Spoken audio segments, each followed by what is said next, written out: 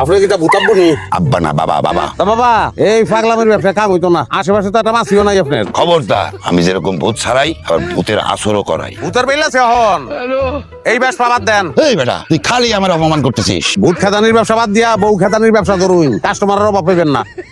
ও বুঝছি, তুই খুব বউয়ের ফেরায় আসোস। এই তো তুই জরিয়াল চুইন অনেক প্যারাতন, কেমনে উদ্ধার পাইয়াম এই বুদ্ধিটা দেন। বুদ্ধি আছে। তোর বউ যদি 1 গুণ প্যারা দেয় তুই 5 গুণ প্যারা দিবি, তোর বউ যদি 5 গুণ প্যারা দেয় তুই 10 গুণ প্যারা দিবি। দেখবি একসময় তোর বউ ফুস করে বাপের বাড়ি চলে গেছে। এটা কইন কাম হইব? কাম না হলে টাকা ফেরো। পেহাই তো দিতাম না।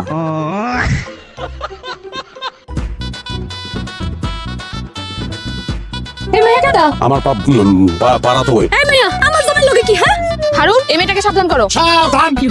এই মেয়েটার সঙ্গে তুমি এরকম করতেছো কেন? আমার জামাই লোকে কষ্ট পুষ্টি পুষ্টি করবো, আমি কিছু হইতে পারবো না।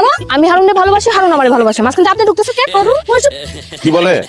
ঠিকই তো বলছে, আমার মনে সুখ নাই।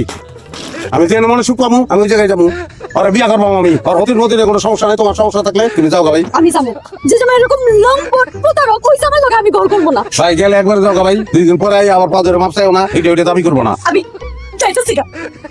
বুঝলাম না, করা জিনিস এত তাড়াতাড়ি সাইজ হয়ে যাবো আমি তো চিন্তাই করতে পারি না। জায়গা মতো ডোজ করলে একবারই কাম হয়ে যায়। আচ্ছা যাই হোক, আমার কোন টাকা টাকা নেই। আরে আমার টাকা না দিয়ে গেলে কিন্তু